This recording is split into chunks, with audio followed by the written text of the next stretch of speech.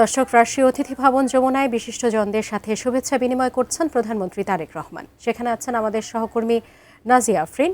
আমরা এখন সরাসরি চলে যাচ্ছি সেখানে। দর্শক, এখনও পৌঁছাননি প্রধানমন্ত্রী তারেক রহমান, কিছুক্ষণের মধ্যেই পৌঁছাবেন সেখানে এবং বিশিষ্টজনদের সঙ্গে শুভেচ্ছা বিনিময় করবেন। এই মুহূর্তে আমাদের সহকর্মী নাজিয়া আফরিন আছেন সেখানে। আমরা একটু বিস্তারিত তার কাছ থেকে জানতে চাই। নাজিয়া, আপনাকে ঈদের শুভেচ্ছা জানাচ্ছি। সেখানে বিশিষ্টজনেরা কি সবাই উপস্থিত হয়েছেন কিনা, ইতিমধ্যে কি অবস্থা দেখতে পাচ্ছেন? যমুনার পরিবেশ, অতিথি ভবন জায়গাটা কি অবস্থায় আছে, চিত্রটি জানাবেন আমাদেরকে এই মুহূর্তের।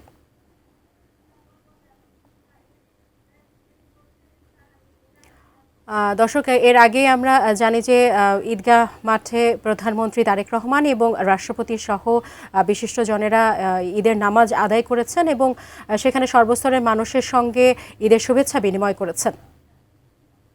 যমুনায় রাষ্ট্রীয় অতিথি ভবন যমুনায়, যেখানে তিনি সর্বস্তরের সাধারণ মানুষের সাথে শুভেচ্ছা বিনিময় করবেন, তারই প্রস্তুতি চলছে। বিভিন্ন ধরনের বিভিন্ন পেশাজীবী রয়েছে, শিক্ষাবিদ রয়েছেন, সে কবি সাহিত্যিক থেকে শুরু করে সবাই এসেছেন। যারা যারা এখানে আমন্ত্রণ পেয়েছেন, প্রায় 4000 মানুষের সমাগম হবে এই ধরনের একটা প্রত্যাশা রয়েছে। এবং এখানে সাধারণ মানুষ আসছেন, বিশিষ্টজনরা আসছেন এবং যারা এবং এখানে যে জায়গাটি দেখতে পাচ্ছেন, এইখানটিতেই প্রধানমন্ত্রী তারেক রহমান এখানে শুভেচ্ছা বিনিময় করবেন। আর অপর সাইডে একটি শামিয়ানা টানানো হয়েছে, যেখানে সেই ছাউনির মধ্যে এখানে থাকবেন, বসবেন হচ্ছে কূটনীতিকবিদরা, বিভিন্ন দেশের রাষ্ট্রদূতেরা, তারা এখানে আসবেন এবং প্রধানমন্ত্রী তারেক রহমানের সাথে শুভেচ্ছা বিনিময় করবেন। প্রধানমন্ত্রী তারেক রহমান জাতীয় ঈদগাহে রাষ্ট্রপতি এবং তারেক রহমান তার একসাথে তারা নামাজ আদায় করেছেন। নামাজ আদায়ের পরে রাষ্ট্রীয় অতিথি ভবন যমুনায় এসে পৌঁছেছেন তারেক রহমান।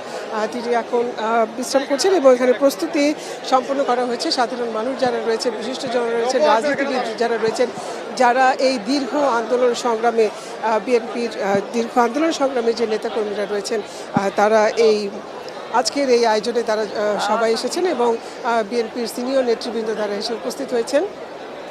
তো আমার কাছে এই ছিল সর্বশেষ খবর। নিশ্চয়ই প্রধানমন্ত্রী তারেক রহমান যখন এই শুভেচ্ছা বিনিময় শুরু করবেন, সেই কার্যক্রম নিশ্চয়ই আপনার মাধ্যমে আমরা দর্শককে দেখাতে পারবো। সাজিয়া।